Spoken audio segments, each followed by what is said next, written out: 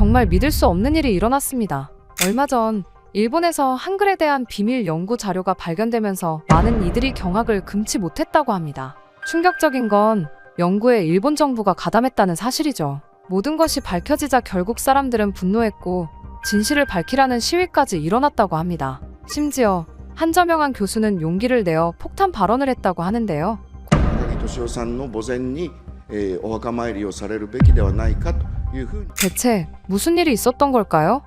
안녕하세요. 저는 미즈노 아카리입니다. NHK 역사 다큐멘터리 제작부 PD로 일하고 있죠. 저는 항상 제 직업에 만족해왔습니다. 우월한 일본의 아름다운 역사와 문화를 많은 이들에게 알릴 수 있으니까요. 우리의 역사와 문자는 세계에서 가장 아름답고 정교하거든요. 어렸을 때부터 항상 그렇게 믿으며 살아왔죠. 하지만 요즘 이런 저를 너무 짜증나게 하는 게 있어요. 바로 한국이죠. 한국은 항상 일본의 그림자에 가려진 나라였습니다. 그들의 문화는 중국과 일본 문화의 열등한 모방에 불과하다고 항상 생각했어요. 특히 그들의 문자인 한글은 단순하고 조잡해 보였죠. 일본의 아름다운 히라가나와 가타카나에 비하면 그들의 언어는 그림 그리다 만들어낸 낙서에 불과해 보였어요. 그런데 그런 언어를 배우는 젊은 층이 늘어나고 있다니 이게 바로 다 그 시끄러운 케이팝과 멜로만 주구장창 써대는 한국 드라마 때문이에요. 일본의 이런 아름다움을 보지 못하고 모두가 쓸데없는 데에 눈을 돌리고 있는 게 말이죠. 심지어 얼마 전에는 한국어로 대화하는 학생들을 보기까지 했어요. 처음에는 한국인인가 싶었는데 확실히 일본인이 맞더군요. 어떻게 그럴 수가 있죠? 차라리 영어나 중국어면 모르겠어요. 여러모로 쓰일 데가 많을 테니까요. 하지만 한글이요? 정말 시간 낭비이죠. 그런 모습을 볼 때마다 제 마음은 타들어가는 것만 같습니다. 일본의 문화들을 모방하기만 하는 그런 나라를 숭배하다니 이건 세상이 미쳐 돌아가는 것과 다를 게 없다고 생각했죠. 물론 그 일을 막기 전까지는 말입니다. 아직도 그날의 기억이 생생합니다. 일본 디지털화 역사에 관한 다큐멘터리를 준비하기 위해 도서관에 들른 날이 말이죠. 저는 도쿄의 명문대학 기록보관소의 오래된 서가 사이를 걸으며 자료를 찾고 있었습니다. 도서관 특유의 정적 속에서 저는 집중해서 자료를 검토하고 있었습니다. 이시다 교수의 안내로 30년간 접근이 제한되었던 특별 보관실에 들어갔습니다. 먼지 냄새가 코를 찔렀어요. 대부분 컴퓨터 기술 발전과 일본어 디지털화에 관한 문서들이었습니다. 일본의 기술적 우수성을 확인하는 자료들이 가득했죠. 그때였습니다. 가장 구석진 서가 아래쪽에 놓인 낡은 나무 상자가 눈에 들어왔어요. 다른 상자들과는 달리 공식 분류 번호가 없었고 희미한 빨간색 도장이 찍혀 있었어요. 접근 제한, 문화청 직접 관할이라는 글자가 보였습니다. 문화청이라니 순간 제 심장이 빨라졌어요. 제 외할아버지께서도 문화청 고위 관료로 오랫동안 일하셨거든요. 일본 전통 문화를 지키시며 한국과 같은 열등한 문화권에 대해 항상 경계하셨던 분이었습니다. 아시아에서 유일하게 독창적인 문화를 가진 나라는 일본뿐이다 라고 자주 말씀하셨죠. 저는 그 가르침을 마음 깊이 새기며 자랐습니다. 저는 조심스럽게 상자의 뚜껑을 열었어요. 안에는 누런색으로 변한 서류 뭉치가 정돈되어 있었습니다. 맨 위에 놓인 문서를 살펴보는 순간 제 손이 떨리기 시작했어요. 문서 상단에는 일본 정부 공식 도장과 함께 제 외할아버지의 서명이 선명하게 있었습니다. 미즈노 게니치, 제 어머니의 아버지였죠. 하지만 더 충격적인 건 다음이었어요. 문서 본문은 한글로 작성되어 있었습니다. 한글이라니 그 조잡하고 단순한 문자였어요. 외할아버지가 왜 한글 문서에 서명을 했을까요? 불쾌감이 목구멍까지 차올랐습니다. 한국은 항상 일본을 모방하며 질투해온 열등한 나라였어요. 그들의 문화는 깊이가 없었고 역사적 업적도 보잘것없었죠. 그런 나라의 문자를 외할아버지가 연구했다는 사실이 믿기지 않았습니다.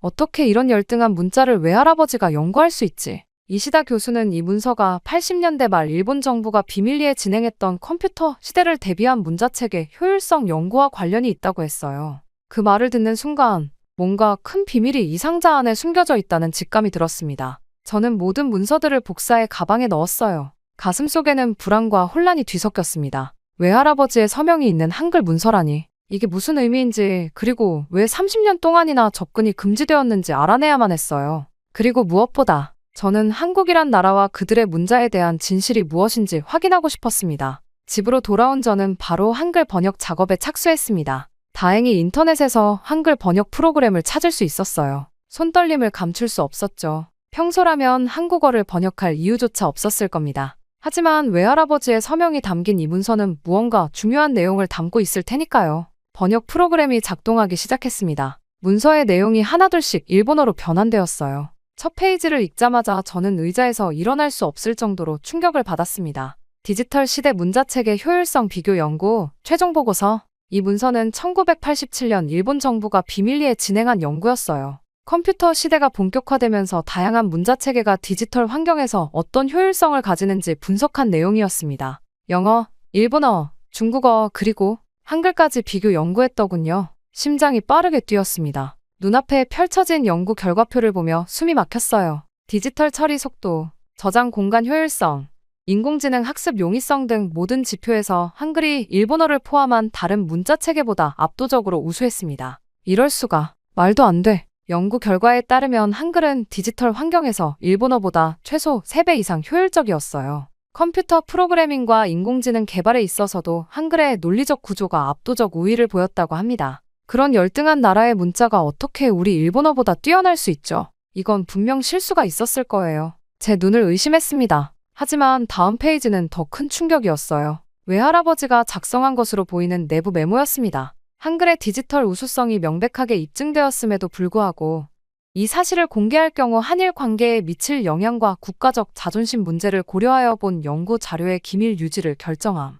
모든 관련 자료는 폐기하고 연구에 참여한 인원들에게 평생 비밀 유지를 요구함. 믿을 수 없었습니다. 외할아버지께서 이런 결정을 내리셨다니요. 저는 지금까지 일본이 모든 면에서 아시아 최고라고 믿어왔어요. 특히 한국은 늘 일본의 그림자 속에 있는 나라로만 생각했죠. 그런데 이 문서는 그 모든 믿음을 뒤흔들었습니다. 눈물이 나왔어요. 분노인지 혼란인지 모를 감정이 복받쳐 올랐습니다. 문서 더미를 뒤적이다 보니 실제 테스트 보고서도 있었어요. 다양한 언어로 동일한 프로그래밍 작업을 수행한 시간을 비교한 차트였죠. 한글로 작성된 코드가 일본어로 작성된 것보다 처리 속도가 3.7배 빨랐다는 결과였습니다. 그리고 마지막 페이지에는 외할아버지의 개인적인 메모가 있었어요. 한글의 우수성은 부정할 수 없는 사실이다. 세종대왕의 창제 원리가 500년 전에 이미 현대 디지털 시대에 적합한 구조를 갖추었다는 점은 경이롭다. 그러나 일본의 현 상황에서 이 사실을 인정하는 것은 불가능하다. 국가적 자존심과 경쟁 관계에 있는 한국에 대한 우월성을 유지해야 한다.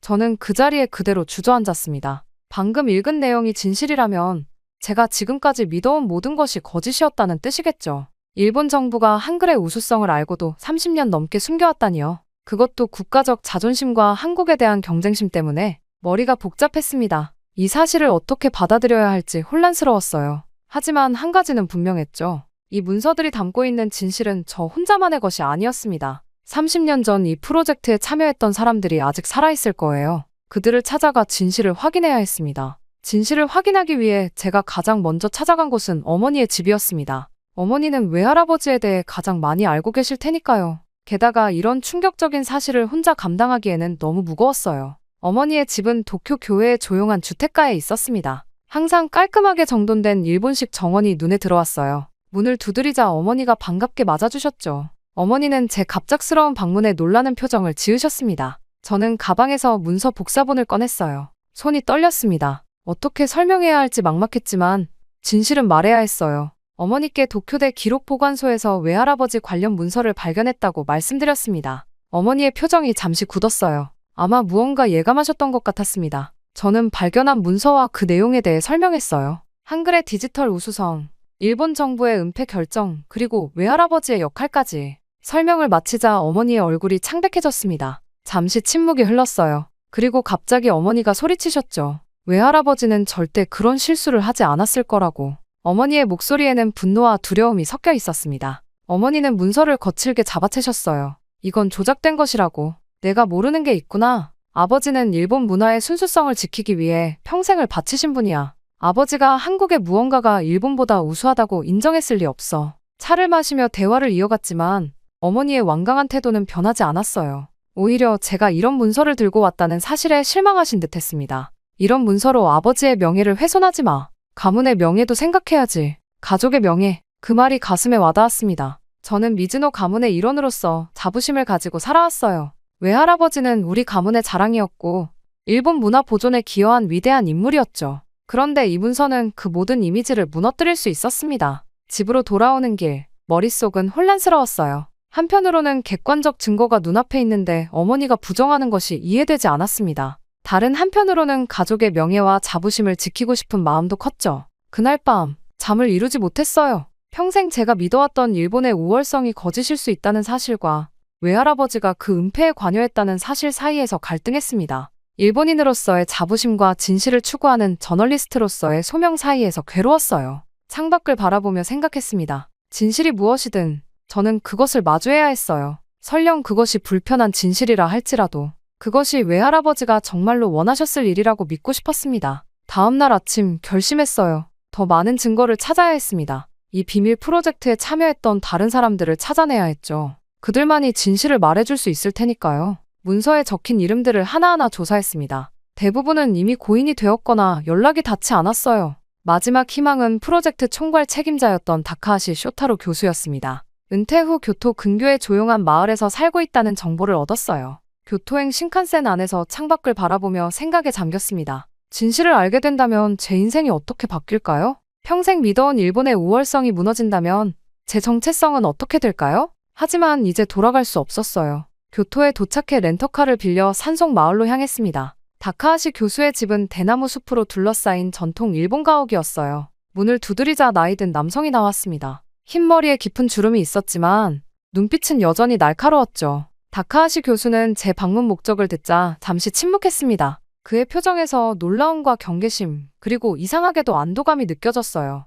저를 집 안으로 초대한 교수는 아무 말 없이 찻잔을 내왔습니다. 게니치 미즈노의 손녀딸이라는 말에 다카하시 교수의 태도가 완전히 바뀌었어요. 그의 눈에서 눈물이 맺혔습니다. 30년이 넘게 가슴에 묻어둔 비밀을 털어놓을 때가 왔다고 말했죠. 교수는 1987년 당시 상황을 자세히 설명했습니다. 일본 정부는 컴퓨터 시대를 대비해 세계 각국의 문자책의 효율성을 비교 연구했어요. 처음에는 일본어가 가장 효율적일 거라 예상했지만 연구 결과는 충격적이었습니다. 한글이 모든 측면에서 압도적으로 우수했어요. 특히 충격적인 사실은 일본 정부가 이 사실을 알고 난 후의 대응이었습니다. 다카하시 교수는 떨리는 목소리로 말했어요. 일본 정부는 한글의 우수성을 처음부터 알고 있었으나 한국을 인정할 수 없어서 의도적으로 은폐했다고. 일본의 자존심과 한국에 대한 경쟁심이 진실보다 우선시되었던 거죠. 교수는 방 안쪽 서재로 들어가 오래된 금고를 열었습니다. 그 안에서 낡은 문서 뭉치를 꺼냈어요. 원본 연구 자료였습니다.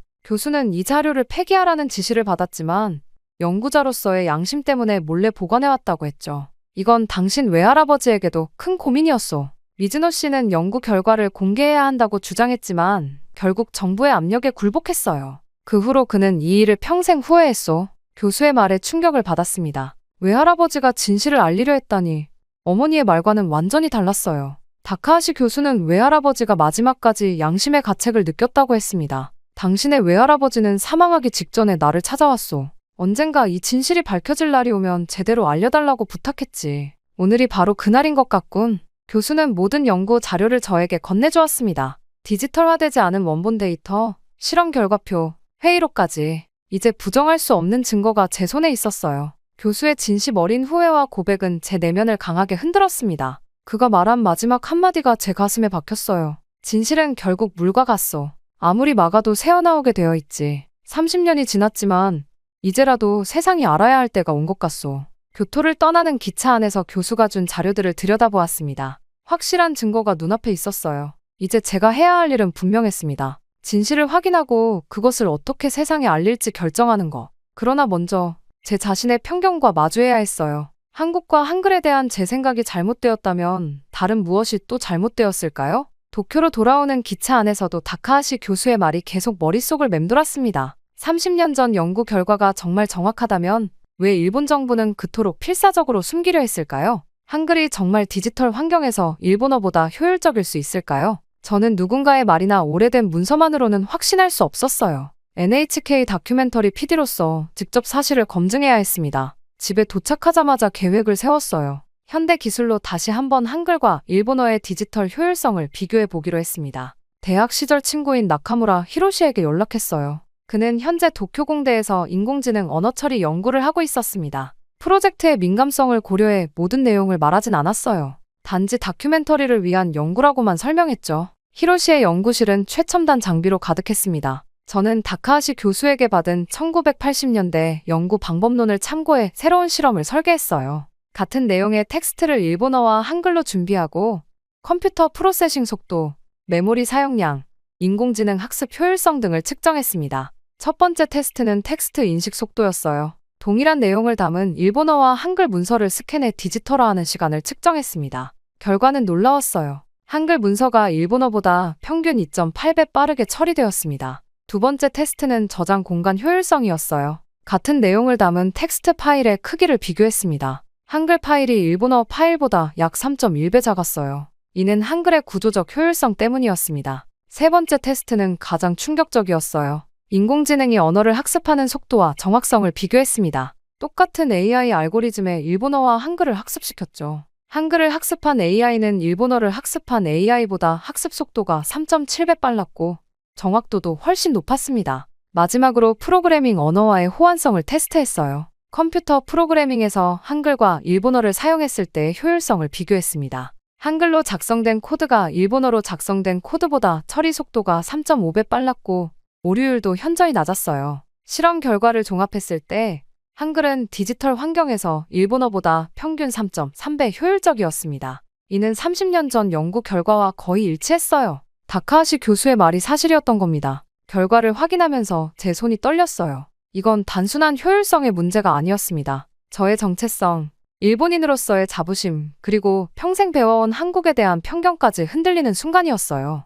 연구실을 나오면서 머리가 복잡했습니다. 한글이 디지털 시대의 이상적인 문자체계라는 사실을 받아들이기 어려웠어요. 하지만 객관적인 데이터 앞에서 제 편견은 설 자리를 잃었습니다. 집으로 돌아오는 길, 거리에 일본어 간판들이 다르게 보였어요. 복잡한 가나와 한자로 이루어진 우리 문자가 아름답긴 하지만 효율성 측면에서는 분명한 한계가 있었습니다. 그날 밤 컴퓨터 앞에 앉아 한국어 학습 사이트를 열었어요. 호기심에서였을까요? 아니면 진실을 인정하는 첫 단계였을까요? 한글의 자음과 모음을 하나씩 살펴보며 이 문자의 과학적 원리를 이해하기 시작했습니다. 처음으로 한국과 한글에 대한 선입견 없이 바라보니 그 합리적이고 과학적인 체계가 보였어요. 왜 디지털 시대에 이 문자가 효율적인지 이해할 수 있었습니다. 스스로의 편견이 무너지는 과정은 고통스러웠지만 동시에 해방감도 느껴졌어요. 진실은 때로 불편하지만 그것을 직시할 때 비로소 성장할 수 있다는 것을 깨달았습니다. 모든 증거를 수집하고 직접 검증까지 마친 저는 이제 다큐멘터리 기획안을 작성했습니다. 제목은 숨겨진 진실, 디지털 시대의 문자 효율성으로 정했어요. 정치적 갈등을 최소화하기 위해 한국과 일본의 대립 구도보다는 과학적 관점에서 접근하기로 했습니다. 기획안을 들고 NHK 다큐멘터리 부서 회의에 참석했어요. 부장과 선배 PD들 앞에서 발표를 시작했습니다. 처음에는 모두 관심 있게 들었지만 한글의 우수성과 일본 정부의 은폐에 대한 내용이 나오자 분위기가 급변했어요.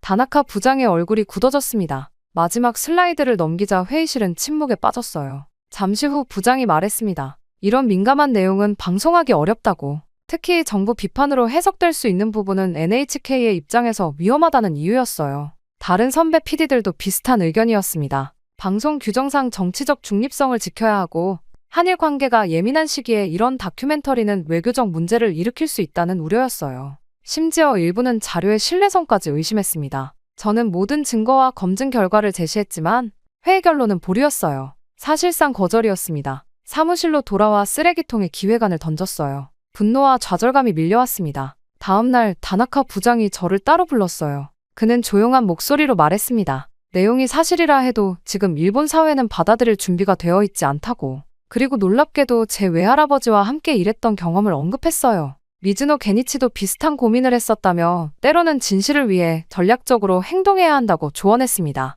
부장의 말은 이해가 됐지만 30년이나 묻혀온 진실을 더 감출 수는 없었어요. 사무실에 혼자 남아 깊이 생각했습니다. 전면적인 공개는 어렵더라도 진실을 알릴 다른 방법이 있을 거예요. 며칠간 고민 끝에 계획을 세웠습니다. NHK 직속 상관들을 설득하기보다는 신뢰할 수 있는 동료들과 외부 전문가들에게 점진적으로 정보를 공유하기로 했어요. 급격한 폭로가 아닌 학문적 논의를 통해 진실이 자연스럽게 확산되길 바랐습니다. 먼저 대학 시절 선배인 사이토 교수에게 연락했어요. 그는 도쿄대 언어학과 교수로 정직하고 학문적 양심이 강한 사람이었습니다. 자료를 검토한 사이토 교수는 충격을 받았지만 이런 연구가 학계에서 논의되어야 한다는 데 동의했어요. 다음으로 NHK 내에서 신뢰할 수 있는 동료 PD 3명에게 비공식적으로 자료를 보여주었습니다. 모두 처음에는 의심했지만 증거를 검토한 후에는 이 이야기가 언젠가는 다루어져야 한다는 데 동의했어요. 또한 독립 미디어 플랫폼에서 일하는 친구 요시다에게도 자료를 전달했습니다.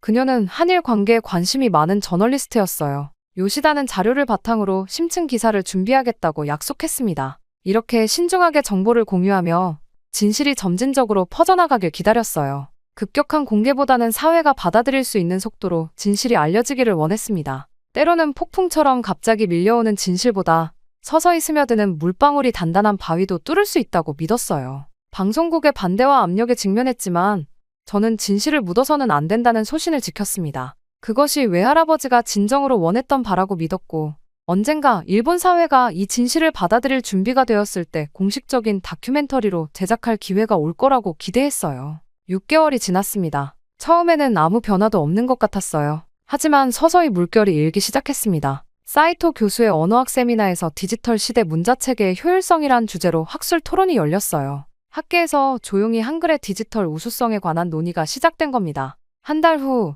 요시다가 독립 미디어 플랫폼의 디지털 시대의 언어 혁명이라는 기사를 게시했습니다. 직접적으로 일본 정부의 은폐를 언급하진 않았지만 한글의 디지털 효율성에 대한 객관적 데이터를 제시했어요. 이 기사는 온라인에서 큰 반향을 일으켰습니다. 놀랍게도 소프트웨어 개발 회사 몇 곳에서 이 연구에 관심을 보였어요. 특히 인공지능 스타트업 넥스트로직은 한글 기반 프로그래밍 언어 연구를 시작했습니다. 그들의 CEO는 언어의 효율성은 곧 경쟁력이라며 국가적 자존심보다 실용성을 우선시하는 태도를 보였어요. 도쿄공대에서는 한글과 다른 문자체계의 디지털 효율성을 비교하는 연구 프로젝트가 공식 승인되었습니다. 연구팀은 한국 서울대와 공동 연구를 진행하기로 했어요. 학문적 호기심이 국가 간 경계를 넘어서기 시작한 겁니다. 저도 이런 변화에 조금씩 기여하고 있었어요. NHK에서 정식 다큐멘터리는 불가능했지만 디지털 시대의 언어와 문화 시리즈의 일부로 한글의 특성을 간략히 소개하는 5분짜리 세그먼트를 제작했습니다.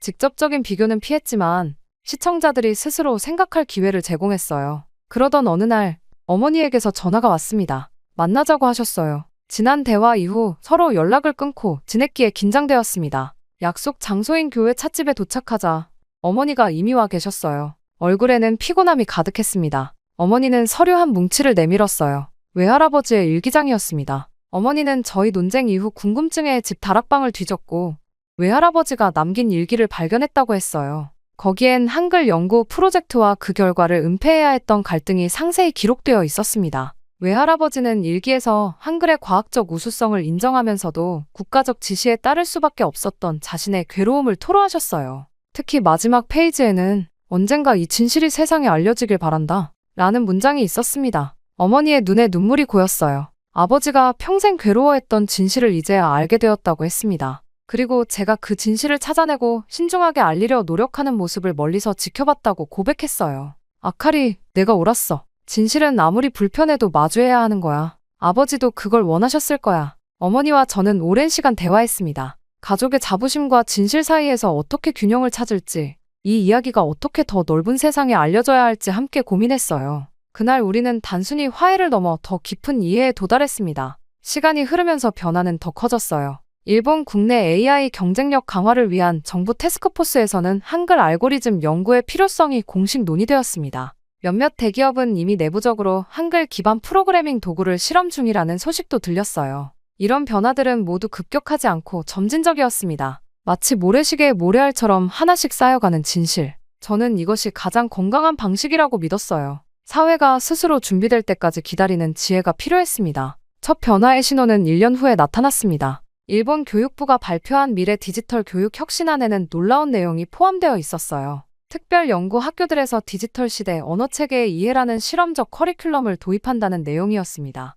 그 중에는 한글 교육 프로그램도 포함되어 있었어요. 처음에는 소규모로 시작했습니다. 도쿄, 오사카, 후쿠오카의 10개 학교에서 선택적 프로그램으로 운영되었어요. 프로그램의 공식 목적은 디지털 시대 다양한 문자체계의 과학적 이해였습니다. 직접적으로 한글의 우수성을 언급하지는 않았지만 객관적인 데이터를 학생들에게 제시했어요. 이 프로그램은 예상보다 큰 관심을 받았습니다. 특히 컴퓨터 과학과 프로그래밍에 관심 있는 학생들 사이에서 인기가 높았어요. 학생들은 선입견 없이 데이터를 받아들이고 효율성의 관점에서 한글의 구조에 매료되었습니다. 기업 세계에서도 변화가 일어나고 있었어요. 소니와 라쿠텐 같은 대기업들이 한글 알고리즘을 활용한 AI 개발 프로젝트에 투자하기 시작했습니다.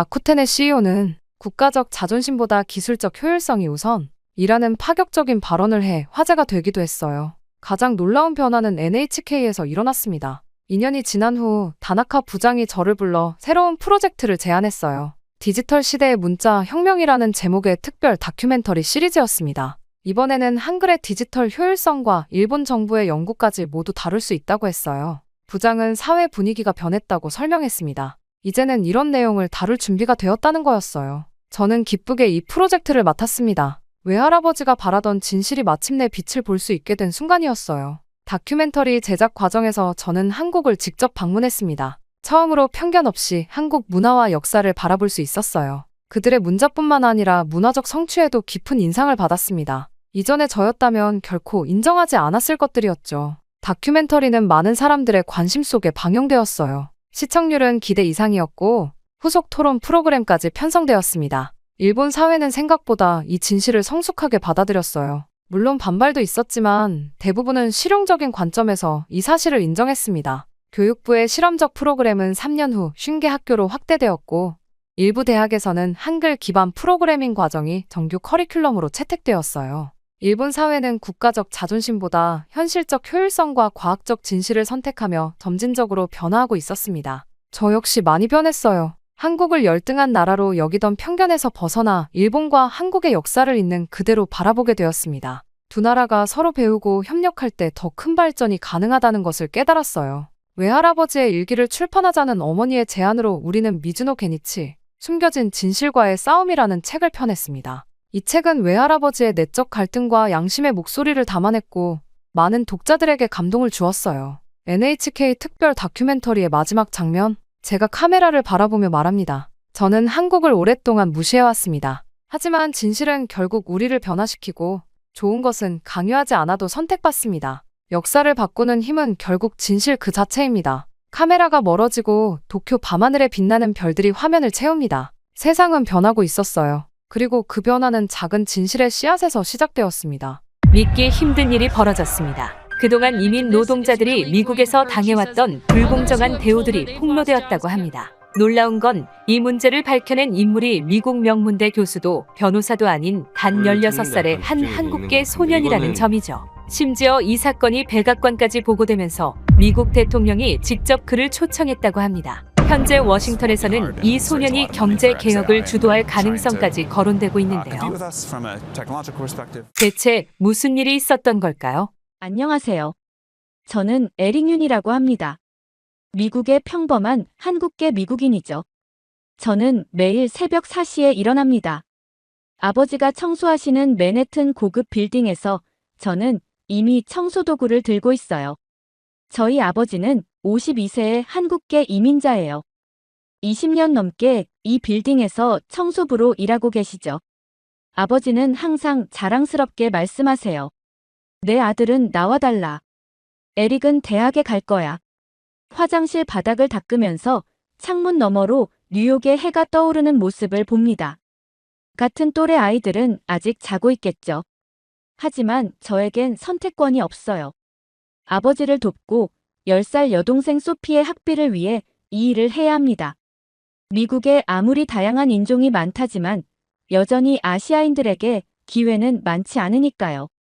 관리인 마이크는 제 손에 남아있는 수학 문제를 풀다 생긴 잉크 자국을 보고 코웃음을 쳤습니다. 공부해서 뭐하게? 너희 같은 짱깨들은 결국 이런 일 하게 될 텐데. 아시아인 주제에 꿈도 크다. 그러더니 제가 막 닦은 거울에 일부러 침을 뱉고 가버렸어요. 마치 저희 같은 사람들은 그런 취급을 받아 마땅하다는 듯이. 가슴이 화로 가득 찼지만 표정을 감췄습니다. 마이크가 뱉은 침까지 닦으며 손이 떨렸죠. 아버지는 항상 참으라고 하셨어요. 여기는 우리나라가 아니다. 참아야 한다. 하지만 언제까지 참아야 할까요? 수건으로 거울을 꼼꼼히 닦으며 속으로 다짐했죠. 언젠가 보여주겠어. 두고 봐. 다음 날 학교에 도착하자 복도에서 브라이언과 그의 친구들이 저를 발견했어요. 한 달 전 그들이 아버지와 제가 일하는 빌딩에서 저를 봤던 겁니다. 그 이후로 매일이 지옥이었죠. 야, 쓰레기 청소부 왔다. 브라이언이 일부러 큰 소리로 외쳤어요. 너 여기서 뭐 하냐? 저기가 내 미래 직장 아니야? 화장실 청소 기술 더 배워야지. 그러더니 브라이언이 제 앞에 와서 눈을 가늘게 뜨고 비웃듯 동양인 흉내를 냈습니다. 주변 학생들이 크게 웃기 시작했죠. 눈치 보는 선생님들은 그저 지나칠 뿐이었어요. 아시아인은 청소나 열심히 해야지. 공부는 해봐야 백인들이 다 가져간다고. 내 아버지처럼 영원히 우리 똥이나 치우며 살게 될 거야. 그의 친구 데릭이 제 어깨를 세게 밀며 말했어요. 우리 집 화장실도 좀 청소해 줄래? 너네 집안 대대로 하는 일이잖아. 그들은 마치 제가 사람이 아닌 것처럼 말했습니다. 손끝이 격렬하게 떨렸어요. 주먹을 꽉 쥐었다 폈다를 반복했죠. 폭발 직전이었지만 장학금을 잃을 수도 있어 참아야 했습니다. 소피의 얼굴이 떠올랐어요. 동생에게 필요한 건 감정을 폭발시키는 오빠가 아니라 미래를 준비하는 오빠였으니까요. 비켜줄래? 수업에 늦겠어. 제 목소리는 의외로 차분했습니다. 그들이 비웃으며 지나갈 때 속으로 맹세했어요. 숫자로 증명하겠다. 심장이 아직도 빠르게 뛰고 있었지만 수학 교실로 들어서자 마음이 조금 진정되었습니다. 여기만큼은 제가 숨 쉴 수 있는 공간이었으니까요. 첫 수업은 고급 수학이었습니다. 선생님이 복잡한 방정식을 칠판에 적는 순간 다른 세상으로 빠져들었어요. 숫자들 사이의 패턴을 찾는 것은 제게 자연스러운 일이에요. 마치 음악가가 멜로디를 듣는 것처럼 저는 방정식 속에서 리듬을 찾습니다. 수업이 끝나고 점심시간 구석에 혼자 앉아 아버지가 싸주신 김밥을 먹었어요. 몇몇 아이들이 수군거리며 코를 막았습니다. 또 그 이상한 냄새. 진짜 역겨워. 여학생 하나가 큰 소리로 말했어요. 야, 그거 뭐야? 생선 썩은 거 먹는 거야? 테이블 건너편에서 누군가 소리쳤죠. 그러니까 너네들은 눈이 저렇게 되는 거야. 썩은 음식만 먹으니까. 한 남학생이 제 도시락을 손으로 쳐서 바닥에 떨어뜨렸어요. 김밥이 카페테리아 바닥에 굴러갔습니다. 웃음소리가 곳곳에서 터져나왔죠. 아무도 도와주지 않았어요. 오히려 더 큰 웃음거리가 되었습니다. 바닥에 떨어진 도시락을 주워보니 밑에는 아버지가 남긴 쪽지가 있었습니다. 에릭, 내가 자랑스럽구나. 오늘도 화이팅. 그 쪽지를 보는 순간 눈시울이 뜨거워졌어요. 아버지는 매일 새벽부터 저녁까지 일하시면서도 항상 저와 소피를 위해 시간을 내십니다. 그런 아버지를 청소부라고 무시하는 그들이 정말 싫었어요. 오후 수업이 끝나고 수학 동아리에서 경시대회 준비를 했습니다. 제시카가 제 수학 실력을 칭찬해 주었죠. 처음으로 그날 누군가가 친절하게 말을 걸어준 순간이었어요. 집에 돌아가니 소피가 수학시험 100점 받았다며 반갑게 달려왔습니다. 소피를 안아주며 생각했어요. 이 모든 것이 의미 있는 이유가 바로 여기 있다고. 우리 가족이 더 나은 삶을 살 수 있도록 저는 반드시 성공해야만 했습니다. 다음 날 아침, 평소보다 더 일찍 일어났습니다. 오늘은 브루클린 과학고에서 열리는 수학 경시대회 날이었어요. 이 대회에서 좋은 성적을 거두면 학교 대표로 선발되어 주립대회에 나갈 수 있습니다. 소피가 아직 자고 있는 모습을 보며 조용히 준비를 마쳤죠. 에릭, 벌써 일어났구나. 아버지가 부엌에서 커피를 마시고 계셨어요. 평소보다 피곤해 보이셨습니다. 오늘 대회 있어요. 최선을 다할게요. 아버지는 미소를 지으시며 고개를 끄덕이셨죠. 너라면 잘할 거야. 학교에 도착하자 대회장인 강당이 이미 사람들로 북적였습니다. 우리 학교 학생들부터 다른 학교에서 온 참가자들까지 모두 긴장한 표정이었어요. 저도 떨리긴 했지만 숫자들 앞에선 언제나 차분해지니까요. 등록을 마치고 자리에 앉는데 옆에서 수군거리는 소리가 들렸습니다. 얘 또 나왔네. 아시아인들은 수학밖에 모르잖아. 브라이언과 그의 친구들이었어요. 그들도 대회에 참가했더군요. 제가 들으라는 듯이 일부러 큰 소리로 말했습니다. 우리 학교 대표는 다재다능해야지. 수학만 잘해서 뭐하냐? 진짜 로봇 같아. 가슴이 아팠지만 오늘만큼은 그들에게 신경 쓰지 않기로 했어요. 대신 책상 위에 놓인 시험지에 집중했습니다. 오늘은 제가 증명할 수 있는 날이었으니까요. 시작합니다. 감독관의 신호와 함께 시험이 시작됐어요. 첫 문제부터 난이도가 상당했죠. 하지만 저에겐 이런 문제들이 흥미로운 퍼즐처럼 느껴졌습니다. 숫자와 기호들이 저에게 말을 걸어오는 듯 했어요. 문제를 하나씩 풀어나가면서 주변의 시선이나 소음이 사라졌습니다. 그저 저와 수학만이 존재하는 세상이었죠. 마지막 문제까지 풀고 답안지를 제출했을 때 시간이 반도 지나지 않았어요. 다른 학생들은 아직도 문제와 씨름하고 있었습니다. 오후에 결과가 발표됐어요. 제 이름이 1등으로 호명됐습니다. 만점이었죠. 잠시나마 자부심을 느꼈어요. 하지만 그 기쁨은 오래가지 않았습니다. 다음 날 학교 대표 선발 결과가 게시판에 붙었어요. 제 이름은 없었습니다. 믿을 수 없어 다시 확인해봤지만 분명 저는 탈락이었어요. 대신 4등을 한 브라이언의 이름이 있었죠. 바로 윌슨 선생님을 찾아갔습니다. 선생님은 심사위원 중 한 분이었어요. 에릭, 내 실력은 뛰어나다는 걸 알고 있단다. 하지만 우리 학교 대표는 균형 잡힌 인재가 필요해. 브라이언은 리더십과 대인관계 능력이 뛰어나거든. 그 말이 무슨 뜻인지 잘 알고 있었습니다.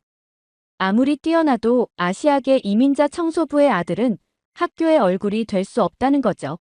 공정함이라곤 찾아볼 수 없는 현실이었어요. 복도를 나오는데 브라이언이 친구들과 웃으며 지나갔습니다. 그는 일부러 제 어깨를 치고 지나갔어요. 봤지? 백인들이 다 가져간다고 했잖아. 그 순간 많은 감정이 몰려왔지만 소리내어 울지 않았습니다. 대신 화장실로 가서 거울을 바라봤어요. 제 눈에 담긴 결연함이 보였습니다. 절대 여기서 포기하지 않아. 더 큰 목표를 세울 거야. 그날 밤, 저는 공부를 더 열심히 했습니다. 이제 학교 대표가 아닌 더 큰 무대를 목표로 삼기로 결심했어요. 아버지가 매일 힘든 청소 일을 하시는 것처럼 저도 포기하지 않을 겁니다. 언젠가 제 실력을 증명할 날이 올 거예요. 그리고 그날 누구도 제 가치를 의심하지 못할 테니까요. 책상 위에는 제가 만점 받은 시험지가 놓여 있었습니다. 그 옆에는 MIT 수학 올림피아드 안내문을 붙여놓았어요. 이젠 더 넓은 세상을 향해 도전할 차례였습니다. 그날 밤 집으로 돌아오는 길은 유난히 길게 느껴졌습니다. MIT 수학 올림피아드 안내문을 계속 읽어보며 걸었어요. 더 큰 무대로 나아가기 위한 첫걸음이었죠. 하지만 마음 한구석이 여전히 아팠습니다. 완벽한 점수를 받고도 인정받지 못한다는 건 정말 불공평했으니까요. 집에 도착하자 아버지가 저녁을 준비하고 계셨어요. 소피는 숙제를 하고 있었죠. 조용히 방에 들어가 가방을 내려놓았습니다. 하지만 아버지는 제 표정을 단번에 알아채셨어요. 무슨 일 있었니? 저는 주저하다가 결국 대회 이야기를 모두 털어놓았습니다. 만점을 받았지만 학교 대표로 선발되지 못한 브라이언이 대신 선정된 이유, 그리고 제가 느낀 불공평함까지요. 아버지는 한참을 말없이 저를 바라보시더니 깊은 한숨을 내쉬셨습니다. 에릭, 세상은 공평하지 않아. 특히 우리 같은 사람들에게는. 아버지의 목소리에는 삶의 무게가 묻어 있었어요. 우리는 이민자야. 아무리 공부해도 운이 없으면 힘들다. 내가 한국에서는 대학 교수였다는 걸 알고 있니? 하지만 여기서는 그저 화장실 청소부일 뿐이야. 아버지의 말씀에 충격을 받았습니다. 아버지가 교수였다는 사실을 처음 알았거든요. 그동안 단 한 번도 말씀하신 적이 없었어요. 그럼 포기하라는 말씀이신가요? 아버지는 고개를 저으셨습니다. 아니, 현실을 직시하라는 거야. 내가 백인들보다 2배, 3배 더 잘해야 같은 기회를 얻을 수 있다는 걸 알아야 해. 침묵이 흘렀습니다. 소피가 와서 저희 대화를 듣고 있었어요. 오빠, 괜찮아. 난 오빠가 세계에서 제일 똑똑하다고 생각해. 소피의 말에 웃음이 나왔지만 마음은 무거웠습니다. 저녁을 먹은 후 아버지께 청소 일을 도와드리겠다고 말씀드렸어요. 오늘은 고급 아파트 단지의 화장실을 청소하는 날이었거든요. 내가 공부해야지, 이런 일 돕지 않아도 돼. 하지만 저는 고집을 부렸습니다. 함께 일하면서 생각을 정리하고 싶었어요. 아버지는 결국 동의하셨죠. 고급 아파트 화장실에 들어가 청소를 시작했습니다. 반짝이는 대리석 바닥과 거울을 닦으며 생각에 잠겼어요. 아버지 말씀이 계속 머릿속을 맴돌았습니다. 세상은 공평하지 않아. 하지만 정말 그걸 받아들여야 할까요? 거울을 닦다가 문득 제 모습이 눈에 들어왔어요. 그리고 그 순간 어떤 깨달음이 찾아왔습니다. 거울에 비친 제 모습처럼 이 세상도 반사와 패턴의 연속이라는 생각이 들었어요. 이 세상의 모든 것들은 패턴을 가지고 있다. 제 목소리가 텅 빈 화장실에 울렸습니다. 그 패턴을 바꾸면 세상도 변한다. 아버지가 화장실로 들어오셨어요. 무슨 말을 하고 있니? 아버지, 제가 지금까지 수학 문제를 푸는 방식을 생각해 봤어요.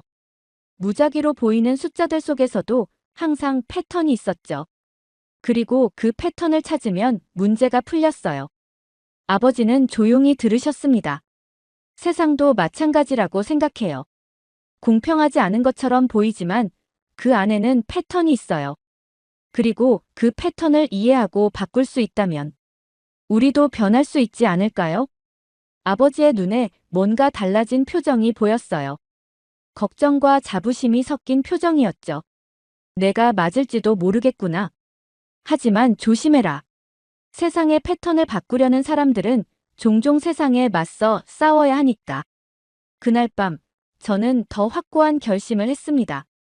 단순히 인정받기 위한 공부가 아니라 세상의 패턴을 바꾸기 위한 공부를 시작하기로요. 첫 번째 목표는 MIT 수학 올림피아드였습니다. 거기서부터 제 도전이 시작될 거예요. 저는 다음날 새벽 4시, 평소처럼 눈을 떴습니다. 아버지는 부엌에서 이미 커피를 마시고 계셨죠. 우리는 조용히 아파트를 나와 맨해튼으로 향했어요. 새벽의 도시는 고요했습니다. 아버지의 빌딩에 도착해 청소 도구를 꺼냈어요. 저는 로비를, 아버지는 화장실을 맡았죠. 로비를 닦으며 수학 문제를 생각하고 있었습니다. 에릭, 여기 좀 도와줄래? 아버지 목소리에 화장실로 갔어요. 쓰레기통이 넘쳐 있었죠. 쓰레기를 버리러 건물 뒤로 나갔는데 그곳에서 구겨진 종이 뭉치를 발견했습니다.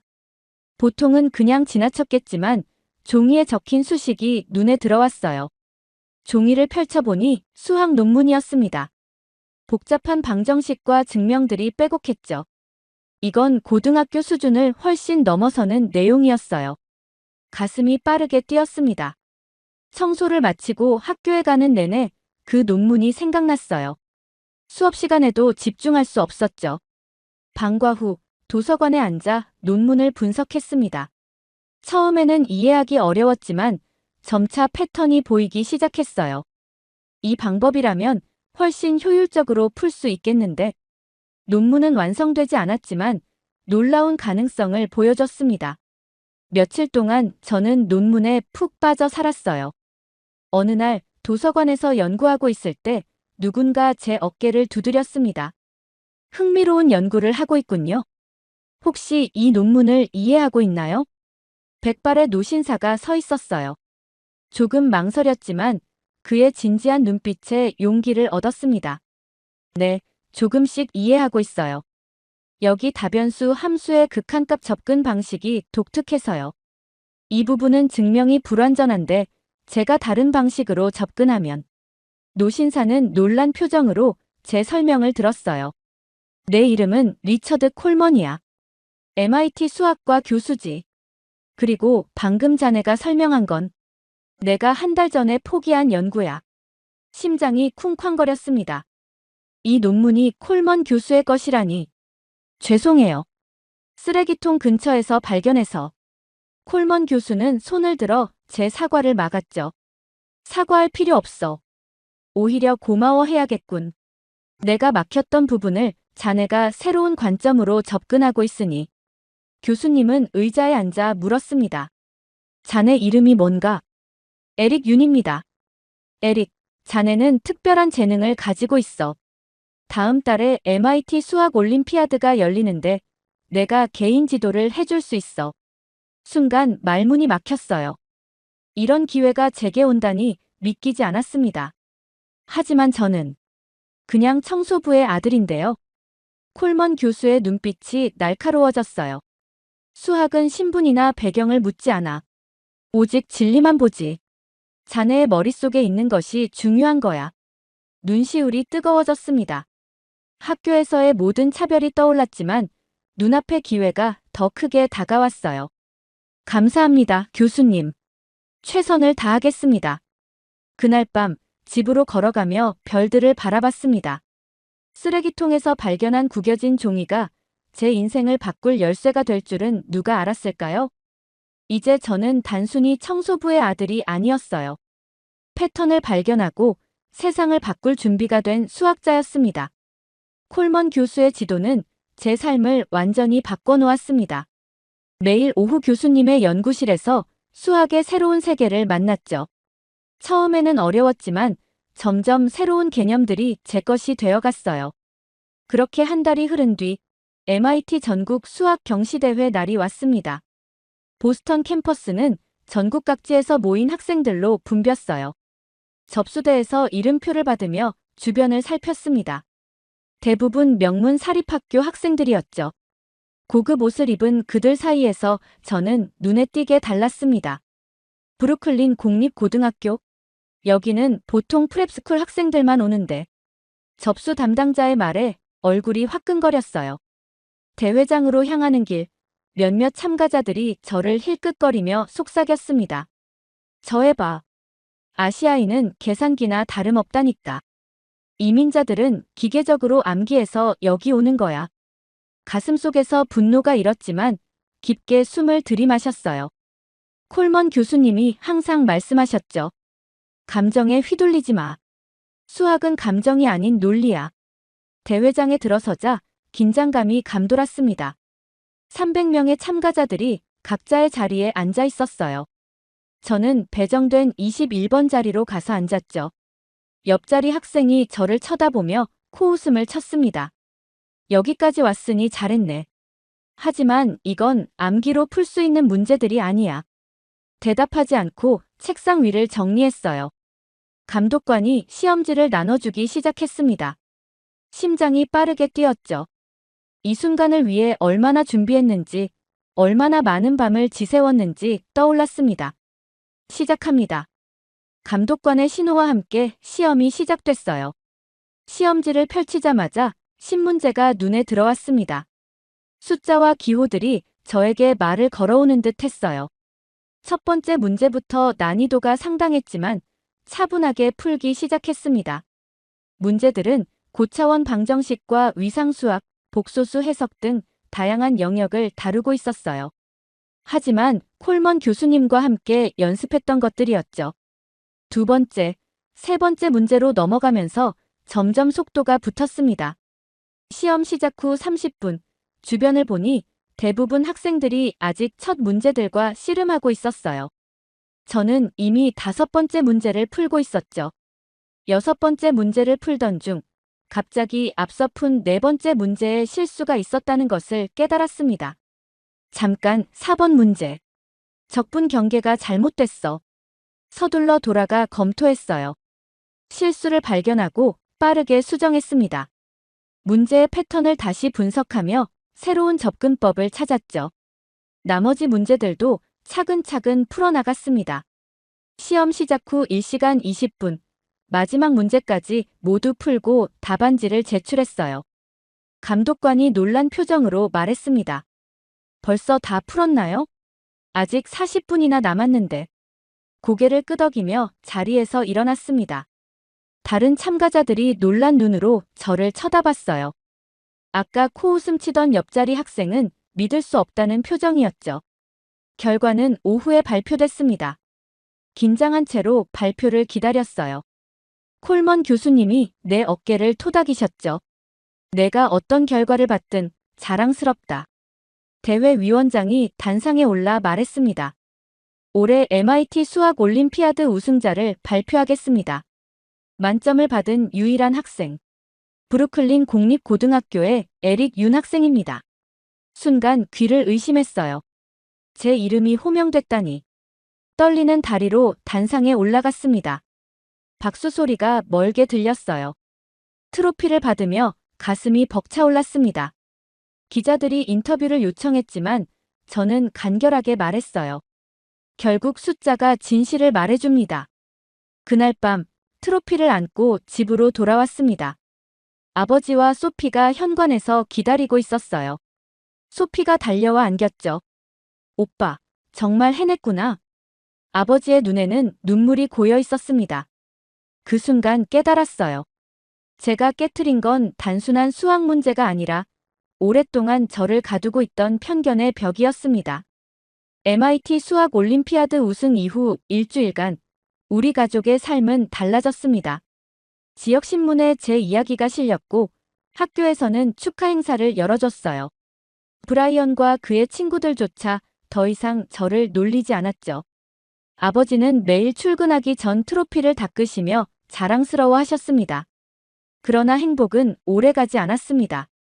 그날 오후 학교에서 돌아오자 소피가 울면서 저를 맞았어요. 아버지가 병원에 계시다는 소식이었죠. 심장이 얼어붙는 느낌이었습니다. 소피의 손을 잡고 즉시 병원으로 달려갔어요. 응급실에서 아버지를 찾았죠. 아버지는 깁스를 한 오른쪽 다리를 침대 위에 올려놓고 누워 계셨습니다. 아버지는 빌딩 계단을 청소하다가 미끄러졌다고 말씀하셨어요. 바닥이 젖어 있었던 모양이었습니다. 의사의 진단 결과는 오른쪽 경골 골절이었죠. 최소 8주간 깁스를 하고 일을 쉬어야 한다는 설명이었습니다. 8주간 일을 못한다는 건 8주간 수입이 없다는 뜻이었어요. 우리 가족에게는 재앙이나 다름없었습니다. 보험에 대해 물었지만 아버지는 청소회사 계약직이라 산재보험이 적용되지 않는다고 하셨어요. 치료비는 아버지가 부담해야 했습니다. 집으로 돌아오는 길 생각이 복잡했어요. 아버지 없이 어떻게 생계를 유지할지, 병원비는 어떻게 감당할지. 소피를 바라보니 더 걱정됐습니다. 다음 달이면 학교 등록금을 내야 했거든요. 그날 밤 가계부를 꺼내 우리 가족의 재정 상황을 확인했어요. 저축은 거의 없었고 매달 나가는 지출은 많았습니다. 이대로라면 한 달도 버티기 어려웠죠. 절망 속에서도 포기하지 않으려 했어요. 어떻게든 수학적 방법으로 이 문제를 풀어야 했습니다. 미분 방정식이나 기하학적 증명보다 더 중요한 문제였으니까요. 다음 날 학교 수업을 마치고 아버지가 일하던 청소 회사를 찾아갔어요. 관리자 마이크가 저를 알아보고 아버지의 사고에 대해 언급했습니다. 아버지의 계약서를 보고 싶다고 요청했죠. 마이크는 비웃었지만 마침 사무실에 있던 소냐라는 여직원이 도와주었어요. 그녀는 몰래 아버지의 계약서 복사본을 건네주며 이민자들은 항상 불리한 계약을 맺는다고 말했습니다. 집에 돌아와 계약서를 꼼꼼히 분석했어요. 법률 용어가 어려웠지만 포기하지 않고 찾아봤습니다. 그러다 이상한 점을 발견했죠. 아버지의 근무 시간과 급여 계산법이 일반 직원들과 달랐어요. 이것은 불공정한 계약이었습니다. 더 자세히 살펴보니 이민자 노동자들에게 적용되는 특별 계약 조항이 있었어요. 그들은 동일 업무에 더 적은 급여를 받고 있었고 산재보험도 적용되지 않았습니다. 법적으로 문제가 있어 보였죠. 도서관에 가서 노동법을 공부했어요. 밤새 자료를 찾고 계산했습니다. 청소회사가 이민자 노동자들에게 얼마나 부당한 대우를 하는지 수치로 증명해 보고서를 작성했어요. 소피가 제 방에 들어와 식사를 권했습니다. 아침부터 아무것도 먹지 않았다며 걱정하는 모습이었어요. 소피의 걱정스러운 눈빛을 보니 더 결심이 섰습니다. 가족을 위해, 그리고 아버지처럼 부당한 대우를 받는 모든 사람들을 위해 무언가 해야 했어요. 정리한 자료를 들고 지역 노동청을 찾아갔습니다. 담당자는 제 보고서를 보고 놀라며 이 자료를 어떻게 모았는지 물었어요. 수학을 좋아해서 패턴을 발견하는 것이 특기라고 설명했죠. 담당자는 청소 회사를 조사하고 아버지와 다른 노동자들에게 정당한 보상이 이루어지도록 노력하겠다고 약속했습니다. 집으로 돌아오는 길, 하늘을 바라봤어요. 아직 모든 문제가 해결된 건 아니었지만 첫 걸음을 뗀 기분이었습니다. 수학이 단순히 학문이 아니라 현실의 문제를 해결하는 도구가 될 수 있다는 걸 깨달았어요. 아버지의 병실로 향하며 생각했습니다. 이번엔 제가 아버지를 도울 차례였어요. 그리고 이것은 단지 우리 가족만의 문제가 아니었죠. 더 큰 불공정함에 맞서는 시작이었습니다. 노동청에 제출한 제 보고서는 예상보다 큰 파장을 일으켰습니다. 일주일 만에 지역 신문사에서 연락이 왔어요.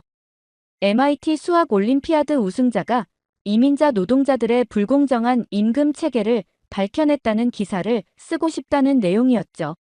처음에는 망설였지만 아버지와 상의한 후 인터뷰에 응했습니다.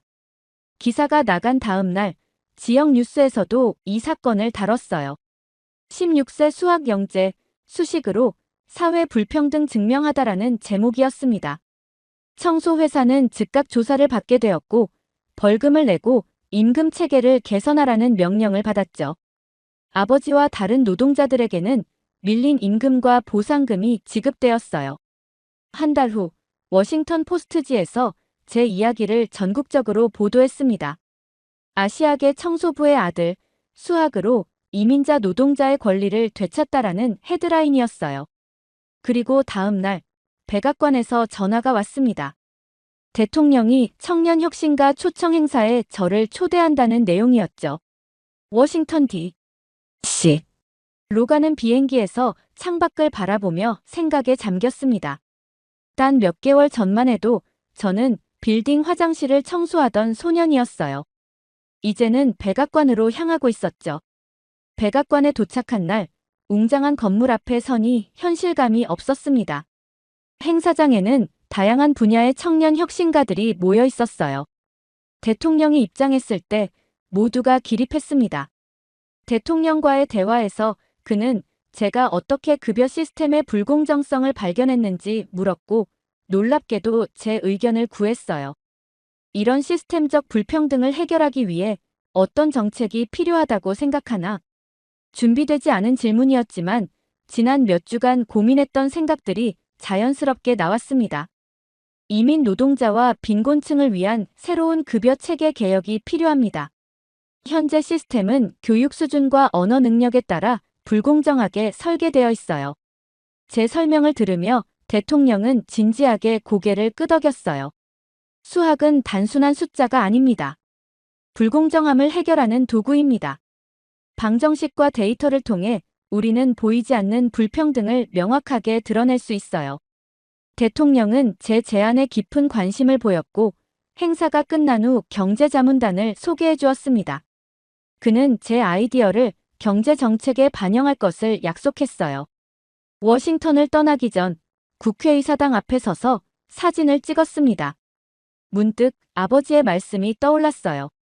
세상은 공평하지 않다. 그 말씀은 여전히 사실이었지만 이제 저는 그 불공평함에 맞서 싸울 수 있는 도구를 가지고 있었습니다. 바로 수학이었죠. 뉴욕으로 돌아온 다음 날 모든 주요 채널에서 같은 헤드라인이 나왔습니다. 아시아계 청소부 아들이 미국을 바꾸다. 제 이야기는 갑자기 전국적인 관심사가 되었어요. 학교에서는 모두가 저를 다르게 바라봤습니다. 카메라 플래시와 인터뷰 요청이 빗발쳤고 유명 대학들에서 장학금 제안도 들어왔어요. 그러나 저는 곧 이 모든 것이 제가 원했던 삶이 아니라는 걸 깨달았습니다. 아버지의 다리는 이제 많이 나아졌지만 완전히 회복되지는 않았어요. 그래서 방과 후 시간이면 저는 여전히 아버지가 일하시는 빌딩으로 갔습니다. 깨끗한 유니폼을 입고 청소 도구를 들고 복도를 닦았어요. TV에 나온 애가 왜 여기서 청소를 해?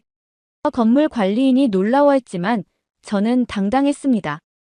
이제 그는 더 이상 저를 무시하지 않았어요. 하지만 청소 일을 돕는 것만으로는 충분하지 않았습니다. 매일 밤 컴퓨터 앞에서 뉴욕 노동자들의 급여 데이터를 분석했어요. 이민자와 소수 인종 노동자들을 위한 더 공정한 급여 체계 모델을 만들어가고 있었습니다. 또 다른 변화도 시작했어요. 매주 토요일 오전 지역 커뮤니티 센터에서 무료 수학 교실을 열었습니다. 처음에는 소피와 그녀의 친구들 몇 명만 왔지만 점점 소문이 퍼져 교실이 꽉 찰 정도가 되었어요. 아이들의 눈이 반짝이는 순간이 저를 행복하게 했습니다. 특히 기뻤던 순간은 브라이언이 자신의 여동생을 데리고 왔을 때였어요. 그렇게 한 학기가 지나고 백악관에서 다시 연락이 왔습니다. 제가 제안한 모델이 실제 정책에 반영되기 시작했다는 소식이었어요. 소피가 물었습니다. 오빠, 왜 유명해질 수 있는데 그냥 청소부로 남아있어? 저는 미소 지으며 대답했어요. 수학은 나를 위해서가 아니라 우리 모두를 위해 존재하는 거야. 유명해지는 것보다 중요한 건 변화를 만들어내는 거지. 가을이 깊어가던 어느 저녁, 빌딩 옥상에 올라가 청소를 마치고 잠시 쉬었습니다. 맨해튼의 빛나는 야경이 발 아래 펼쳐졌어요. MIT와 콜롬비아 대학에서 장학금 제안이 왔지만 어떤 선택을 하든 그것은 단지 시작일 뿐이었습니다. 밤하늘을 바라보며 마음속으로 다짐했어요. 이제 내 삶의 방정식을 풀어가야 할 차례야. 바람이 불어오자 몸을 떨었지만 가슴속은 따뜻했습니다. 저 멀리서 아버지가 부르는 소리가 들렸어요. 청소 도구를 정리하며 미소 지었습니다. 오늘도 저는 청소부의 아들이었지만 이제는 그것이 자랑스러웠습니다.